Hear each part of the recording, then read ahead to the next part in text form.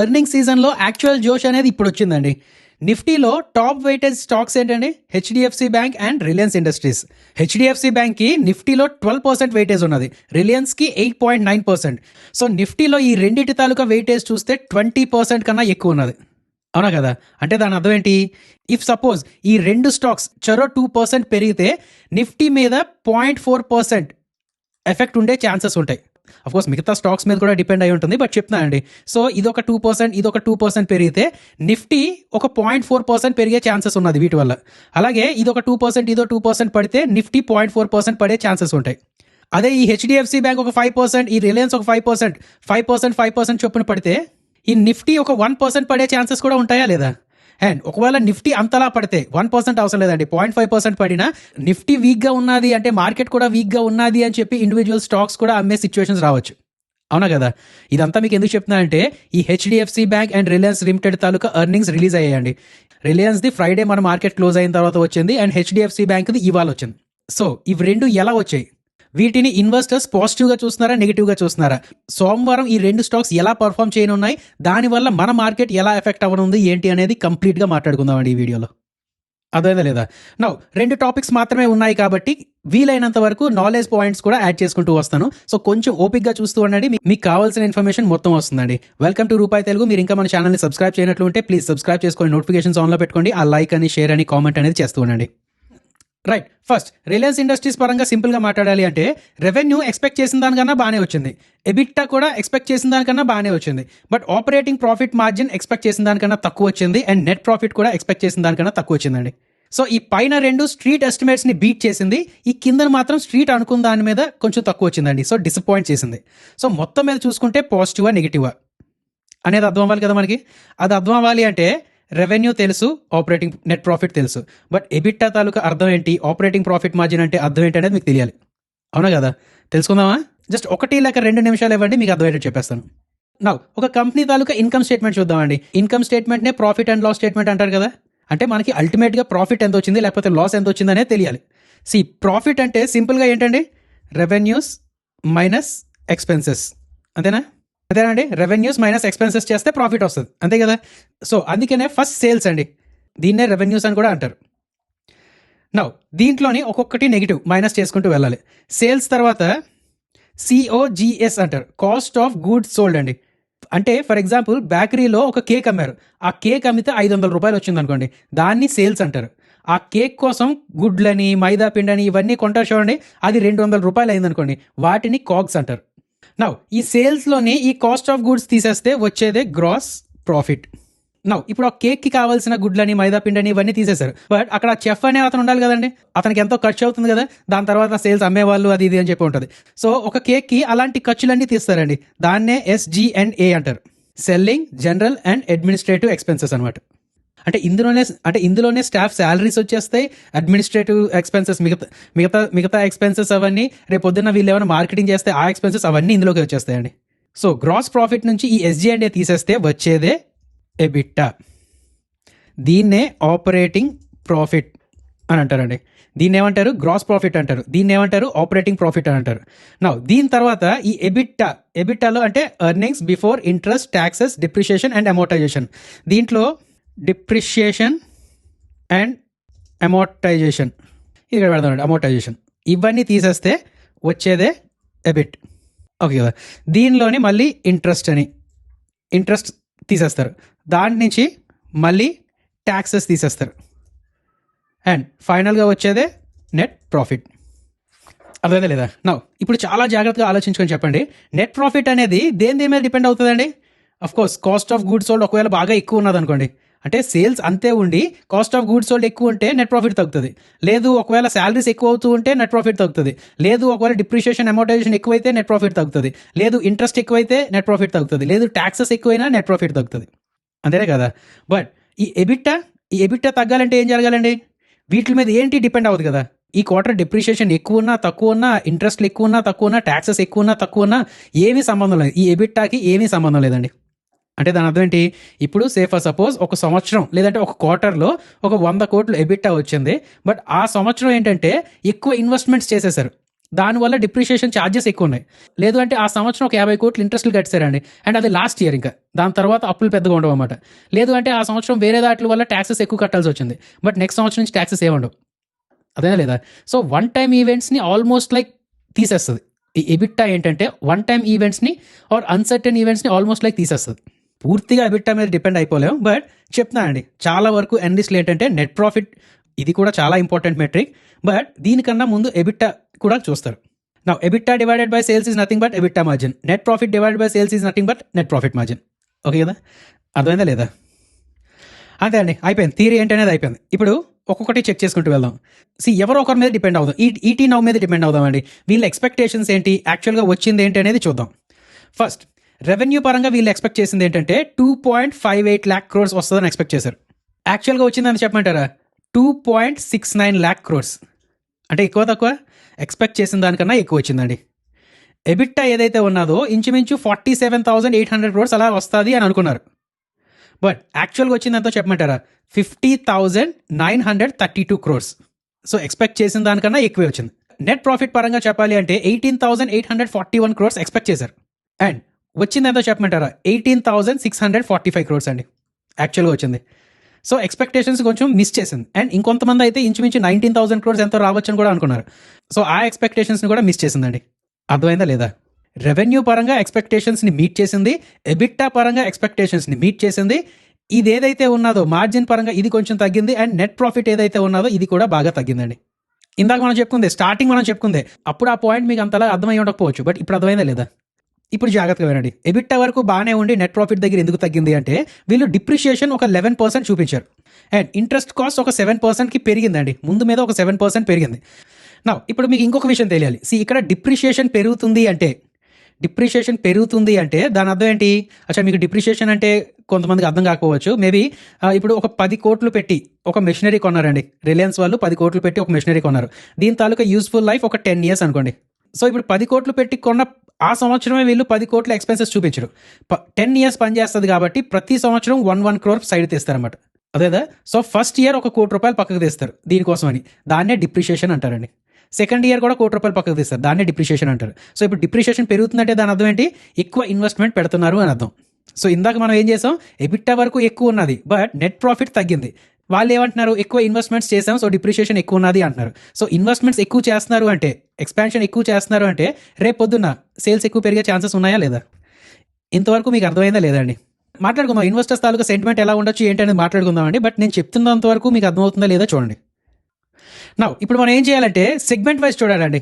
ఇప్పుడు Reliance industries అంటే only oil and chemicals ఇలా కాదు కదా. జియో ఉన్నది, రిలయన్స్ రిటైల్ ఉన్నది, ఎఫ్ఎంసీజీ ఒక రిలయన్స్ రిటైల్లోకి వచ్చేటట్టు ఉన్నది, మీడియా ఒకటి, next energy business, oil extraction అని ఇలాంటివన్నీ ఉన్నాయి, అండ్ కొత్తది న్యూ ఎనర్జీ, ఇందులో హైడ్రోజన్ అని, సోలార్ అని, న్యూక్లియర్ అని ఇలాంటివన్నీ యాడ్ అవుతూ ఉన్నాయి. సో ఒక్కొక్కటి ఎలా పర్ఫామ్ చేసింది ఏంటి అనేది చూడాలండి. నా ఈ పరంగా చూస్తే ఆయిల్ టు కెమికల్ బిజినెస్ ఏదైతే ఉన్నదో ఇందులో ఎబిట్టా ప్రాఫిట్ 16,507 crores వచ్చింది. నా ఇందులో ఏంటంటే రెవెన్యూ పెరిగింది, బట్ మార్జిన్స్ అనేది తగ్గిందండి. జియో పరంగా మాట్లాడాలి అంటే 19,325 crores వచ్చింది. ఇందులో ఏంటంటే రెవెన్యూ తగ్గింది, బట్ ప్రాఫిట్ బాగా పెరిగింది అనమాట. ఎక్స్పెక్ట్ చేసిన దానికన్నా ప్రాఫిట్ పెరిగిందండి. రిలయన్స్ రిటైల్ పరంగా మాట్లాడాలి అంటే 6,915 crores వచ్చింది. ఇక్కడే కొంచెం ప్రాబ్లం అండి. దీని తాలూకా సేల్స్ బాగా అవుతున్నాయి, రెవెన్యూ బాగా వస్తుంది, బట్ ప్రాఫిట్స్ బాగా తక్కువ ఉన్నాయన్నమాట. ఓకే కదా? సో మార్జిన్స్ ఇంచుమించు ఫ్లాట్గా ఉన్నట్టే. నా ఈ క్వార్టర్కి అనేది పక్కన పెట్టండి. Long term investors point of వ్యూలో రిలయన్స్ తాలూకా ప్రాఫిట్స్ పెరగాలి అంటే స్కోప్ ఎక్కడ ఉన్నదండి? అంటే రెవెన్యూస్ పెంచుకొని, మార్కెట్ షేర్ పెంచుకొని ఇలా ప్రాఫిట్స్ పెంచుకునే స్కోప్ ఎక్కడ ఉన్నది? ఆయిల్ టు కెమికల్సా? పెద్ద లేదు. ఎక్కువ మార్కెట్ షేర్ గ్రాప్ చేయడానికి ఏం లేదండి. జస్ట్ ఏంటంటే వీళ్ళు ఆపరేషనల్ ఎక్స్పెన్సెస్ తగ్గించుకొని ప్రాఫిట్స్ పెంచుకోవచ్చు. ఎక్స్ట్రాక్షన్ అని, పెట్రోలియం అని, ఇంధరించి కూడా పెద్ద లేదు. అఫ్కోర్స్ న్యూ ఎనర్జీలో కొంచెం స్కోప్ ఉన్నది, but future will decide. Digital services ఇక్కడ ఉన్నదండి. జియో తాలూకా మార్కెట్ షేర్ ఇంకొంచెం పెంచుకోవచ్చు, ARPU average revenue per user ఇంకొంచెం పెంచుకోవచ్చు, అండ్ ఇప్పుడు ఆర్టిఫిషియల్ ఇంటెలిజెన్స్ అని, రేపొద్దున బ్రాడ్బ్యాండ్ అని, ఎయిర్ ఫైబర్ అని ఇలాంటివన్నీ ఉన్నాయి. అండ్ అన్నిటికన్నా ముఖ్యంగా రిటైల్ అండి. రిటైల్ తాలూకా మార్కెట్, టోటల్ అడ్రసబుల్ మార్కెట్ ఒక $3 trillion ఎంతో ఉంటుంది. పప్పులు, ఉప్పులు, బట్టలు, జ్యువెలరీ అన్నీ కలిపే అనమాట. అందులో రిలయన్స్కి జస్ట్ 3% మార్కెట్ షేర్ కూడా లేదనమాట. పెద్దగా మార్కెట్ షేర్ లేదు, ఎందుకంటే చాలా కాంపిటీషన్ ఉంది కదా. బట్టల పరంగా మాట్లాడాలంటే అక్కడ జూడియో అని, ట్రెంట్ పరంగా, ట్రెంట్ దీనికి ఫుల్ కాంపిటేటర్. ఒకవేళ పప్పులు ఉప్పులు ఇలా మాట్లాడుకోవాలి అంటే డీమార్ట్ ఉన్నారు అండ్ కొత్తగా ఇప్పుడు ఈ క్విక్ కామర్స్ సెగ్మెంట్స్ అన్నీ వస్తున్నాయి, వీటి నుంచి కూడా కాంపిటీషన్ బాగా ఉన్నది. సో నేను అంటుంది ఏంటంటే కాంపిటీషన్ బాగా ఎక్కువ ఉండి బట్ ఎక్కువ స్కోప్ ఉన్న సెక్టర్ అయితే అదే సెగ్మెంట్ అయితే ఈ రీటైల్ అండి. సో మార్కెట్ పార్టిసిపెంట్స్ ఇప్పుడు ఈ ప్రెజెంట్ క్వార్టర్ తాలూకా ప్రాఫిట్స్తో పాటు రిటైల్ సైడ్ వీళ్ళ తాలూకా ప్లాన్ ఏంటి, రిటైల్ సైడ్ ఇంకెంత రెవెన్యూస్ తీసుకోగలరు, ఇంకెంత ప్రాఫిట్స్ తీసుకోగలరు అనేది చూస్తూ ఉంటారు. మిగతావన్నీ క్యాష్ కౌస్ అండి. ఆయిల్ టు కెమికల్స్ అంటే డబ్బులు వచ్చేస్తుంటాయి, వద్దన్నా డబ్బులు వచ్చేస్తుంటాయి అన్నమాట. ఆ డబ్బులు తీసుకెళ్ళి వీళ్ళు జియోలోని రిటైల్లోని ఇన్వెస్ట్ చేసుకుంటూ ఉన్నారు. అదేందా లేదా? సో రిటైల్ పరంగా వీళ్ళు ఎంతలా స్కేల్ అవుతున్నారు, ఎంతలా ప్రాఫిట్స్ పెంచుకోగలరు and at the same time ఇప్పుడు జెప్టో లాగా లేదంటే స్విగ్గీ లాగా జొమాటో లాగా క్యాష్ని ఎక్కువ బర్న్ చేయకన్నా క్విక్ కామర్స్ సెగ్మెంట్ని ఎంతలా అట్రాక్ట్ చేయగలుగుతున్నారు అనేది చూసుకుంటూ ఉంటుంది మార్కెట్. ఓకే కదా? అండ్ ఆయిల్ టు కెమికల్ స్పేస్తో పాటు ఈక్వల్ ప్రాఫిట్స్ వస్తూ ఇన్ఫ్యాక్ట్ అంతకన్నా ఎక్కువ ప్రాఫిట్స్ వస్తున్న జియోలోను కూడా వీళ్ళు ఎంతలా సబ్స్క్రిప్షన్ యాడ్ చేసుకుంటూ ఉన్నారు, ఏఆర్పియు ఎంతలా పెంచుకోగలుగుతున్నారు ఏంటి అనేది చూస్తూ ఉంటారు. అదే లేదా? సో రేపు పొద్దున్న ఒకవేళ మీరు ఈ మార్కెట్ కామెంటరీ వింటే, Reliance taluka market commentary or else A analyst చెప్తున్నా సరే మెయిన్ ఎక్కువ ఈ రెండాటి మీద ఫోకస్ చేయండి. మిగతావి పెద్ద చేయడానికి ఏమీ లేదు, ఒకవేళ చేసినా పెద్ద ఎఫెక్ట్ ఉండదు. ఈ జియో అండ్ రీటైల్ ఈ రెండింటి మీద ఎక్కువ చూసుకుంటూ ఉండాలండి. సో ఒకసారి ఆ జియో అండ్ రీటైల్ రెండింటి కోసం మాట్లాడుకుంటే జియో తాలూకా ఏఆర్పియు పరంగా చూసుకుంటే 213.7 వచ్చిందండి. మార్కెట్ దీనికన్నా కొంచెం ఎక్కువ ఎక్స్పెక్ట్ చేసింది బట్ అంతలా రాలేకపోయింది. అండ్ మిగతావి ఎయిర్ ఫైబర్ అని వీటిలో కొంచెం బాగానే వచ్చింది బట్ మెయిన్ అదే అన్నమాట, ఏఆర్పియు ఏదైతే ఉన్నదో ఇది కొంచెం ఇంకా పెరగాల్సింది.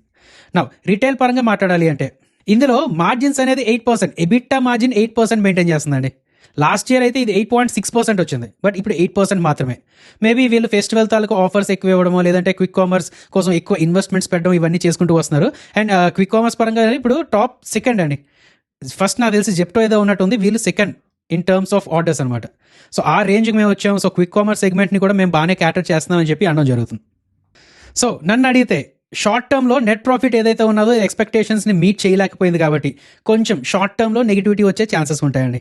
బట్ వన్స్ ఈ మేనేజ్మెంట్ తాలూకా కామెంటరీ ఇవన్నీ జనాలకు అర్థమయ్యి అండ్ వాళ్ళు ఏం చెప్తున్నారు, మార్కెట్ లీడర్షిప్ ఎలా పెంచుకుంటున్నావు అనేది చూసుకొని దాని మీద నమ్మకం తెచ్చుకుంటే మెల్లిమెల్లిగా దాని తర్వాత రికవరీ వచ్చే ఛాన్సెస్ ఉంటాయి.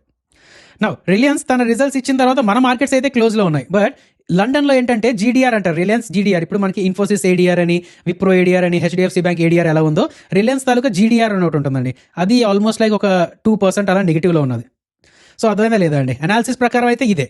అండ్ ఈ లోపల ఏంటంటే జనాల తాలూకా సెంటిమెంట్స్ ఏంటి, బిగ్ ప్లేయర్స్ తాలూకా సెంటిమెంట్స్ ఎలా చేంజ్ అవుతున్నాయి ఏంటి అనేది ఒకసారి నేను అనాలిసిస్ చేసుకుని రేపటి వీడియోలో మార్కెట్ అనాలిసిస్ వీడియోలో మీకు అప్డేట్ చేస్తానండి. అర్థమైందా లేదా? బట్ ఎలా చూడాలి, ఏ పరంగా చూడాలి, వేటి మీద ఎక్కువ ఇంపార్టెన్స్ ఇవ్వాలి అనేది మీకు అర్థమైందని అనుకుంటున్నాను నేను. నౌ నెక్స్ట్ హెచ్డిఎఫ్సి బ్యాంక్ గురించి మాట్లాడుకోవాలండి. ఒక బ్యాంక్ని ఏంటి, ఒక బ్యాంక్ తాలూకా అనాలిసిస్ చేస్తున్నప్పుడు ఎక్కువ వేటికి ఇంపార్టెన్స్ ఇవ్వాలి ఏంటి అనేది ఒకసారి మాట్లాడుకుందాం. ఇది కూడా ఒక 2 నిమిషాల్లో తీరే అయిపోతుంది. తొందరగా చూసుకుంటే first NII, net interest income. దాని అర్థం ఏంటి, బ్యాంక్కి వడ్డీ ద్వారా వచ్చిన యాక్చువల్ రెవెన్యూ ఎంత, దాంట్లో నుంచి డిపాజిటర్స్కి డబ్బులు కట్టియాలి కదా. ఇప్పుడు బ్యాంక్ ఏం చేస్తుందండి, మన దగ్గర నుంచి డిపాజిట్స్ తీసుకుంటుంది, దాన్ని లోన్స్గా ఇస్తుంటుంది. సో లోన్స్ ఒక 10 కోట్లు, లోన్స్ ద్వారా ఒక 10 కోట్లు డబ్బులు వచ్చి అండ్ ఒక 8 కోట్లు డిపాజిట్స్ తీసుకుంటే 2 కోట్లు ఏదైతే మిగులుతుందో దీన్నే నెట్ ఇంట్రెస్ట్ ఇన్కమ్ అంటారు. నెట్ ఇంట్రెస్ట్ మార్జిన్ అంటారు. అది కూడా చూస్తూ ఉండాలన్నమాట. అంటే ఫర్ సపోజ్ బ్యాంక్ ఒక 4% ఇంట్రెస్ట్ రేట్కి డబ్బులు తీసుకుంటుంది, మనకి ఒక 8% ఇంట్రెస్ట్ రేట్కి ఇస్తుంది. సో 8 - 4 4% కదా. ఈ 4% నెట్ ఇంట్రెస్ట్ మార్జిన్ అండి. Next non performing assets. ఇందులో జిఎన్పిఏ ఒకటి, ఎన్ఎన్పిఏ ఒకటి, ఈ 2 కంపల్సరీగా చూడాలి. నాన్ పర్ఫార్మింగ్ అసెట్ అంటే బ్యాడ్ లోన్స్ అనుకోండి, మనకి రాని బకాయిలు అనుకోండి. అంటే ఎవరైనా ఒక 90 days వరకు ఈఎంఐస్ కట్టకపోతే దాన్ని ఎన్పిఏ కింద కన్వర్ట్ చేస్తారు. ఇది ఎంత తక్కువ ఉంటే అంత మంచిదా కదా. ఇందులో గ్రాస్ ఎన్పిఏ ఒకటి ఉంటుంది, అంటే ఒక 200 కోట్లు ఒక 90 రోజుల నుంచి ఎవరు కట్టట్లేదు అన్నమాట. సో దాన్ని గ్రాస్ ఎన్పిఏ తీసేస్తారు. నెక్స్ట్ వీళ్ళు ప్రాఫిట్స్ వచ్చిన దాంట్లో ఫర్ సపోజ్ ఒక 100 కోట్లు పక్కన పెట్టి వాటిని రుణమాఫీ చేశారు అనుకోండి, మిగిలింది ఎంత, 100 crores కదా. ఈ 100 crores నెట్ ఎన్పిఏ, అదే కదండి. అండ్ ఇవే కాకుండా కాసా రేషియో అంటారు, అంటే current account divided by savings account. Current accounts ఎక్కువ ఉండాలన్నమాట, కాసా రేషియో ఎక్కువ ఉంటే మంచిది. అలాగే క్రెడిట్ టు డిపాజిట్ రేషియో అంటారు, అంటే ఒక 100 కోట్లు డిపాజిట్స్గా వెళ్తే అందులో వీళ్ళు ఎంత లోన్స్ ఇస్తున్నారు. జనరల్గా 80% కూడా తక్కువ ఉండాలండి, బట్ వీళ్ళు ఈ మధ్య ఎక్కువ ఇచ్చేస్తున్నారు, 82 అని 85 అని ఇలా ఇస్తున్నారు. సో దానివల్ల రేపొద్దున ఆర్బీఐ వచ్చి బాబు నువ్వు కొంచెం అగ్రెసివ్గా వెళ్తున్నావు, నువ్వు కొంచెం ఆపే, నువ్వు లోన్స్ తక్కువ ఇవ్వాలి అని చెప్పి అనొచ్చు. లేదంటే వీళ్ళు కాస్ట్ ఆఫ్ ఫండ్స్ ఎక్కువ అవుతూ ఉండొచ్చు, ఇలాంటివన్నీ చేస్తూ ఉండొచ్చు అనమాట. నౌ ఈ హెచ్డిఎఫ్సి బ్యాంక్ నుంచి జనాలు ఏం ఎక్స్పెక్ట్ చేశారంటే, ఒకటి డిపాజిట్స్ ఫాస్ట్గా పెరగాలి అని ఎక్స్పెక్ట్ చేశారండి. లోన్ టు డిపాజిట్ రేషియో ఏదైతే ఉన్నదో ఇది మరీ ఎక్కువ కాకుండా తగ్గాలి అని ఎక్స్పెక్ట్ చేశారు. నెట్ ప్రాఫిట్ ఏదైతే ఉన్నదో ఇది 18,500 crores రావచ్చు అని ఎక్స్పెక్ట్ చేశారు. నెట్ ఇంట్రెస్ట్ ఇన్కమ్ ఏదైతే ఉన్నదో ఇది ఒక 4% to 6% ఎంతో గ్రో అవ్వచ్చు అని ఎక్స్పెక్ట్ చేశారు. మార్జిన్స్ ఏదైతే ఉన్నదో ఒక 3.4 to 3.5% అలా ఉండొచ్చు అని ఎక్స్పెక్ట్ చేశారండి. బట్ యాక్చువల్ నెంబర్స్ చూసుకుంటే నెట్ ప్రాఫిట్ ఏదైతే ఉన్నదో 18,650 crores వచ్చింది. ఇది ఒక 12% ఇయర్ ఆన్ ఇయర్ ఇంక్రీజ్ చూపించినట్టు. సో ప్రాఫిట్స్ పరంగా బాగానే ఉన్నదండి. నెక్స్ట్ నెట్ ఇంట్రెస్ట్ ఇన్కమ్ ఏదైతే ఉన్నదో ఇది కొంచెం మిస్ చేసింది. ఓకే కదా, ఇది కూడా ఇంచుమించు ఫ్లాట్గా ఉన్నదండి. ఎలా అంటే లాస్ట్ ఇయర్ సేమ్ క్వార్టర్కి ఎలా వచ్చిందో ఇప్పుడు కూడా అలాగే వచ్చిందనమాట. సో న్యూస్ ఆర్టికల్స్లో చూసుకున్నా అదే ఉంటుందండి. అసెట్ క్వాలిటీ స్టేబుల్, ఇందాక మనం చూసుకున్నాం కదా, gross NPA net NPAs same ఉన్నది. లోన్ గ్రోత్ బాగానే అయిపోయింది, డబుల్ డిజిట్స్లో అయింది. అండ్ ప్రాఫిట్ ఏదైతే ఉన్నదో 11.5% పెరిగిందండి.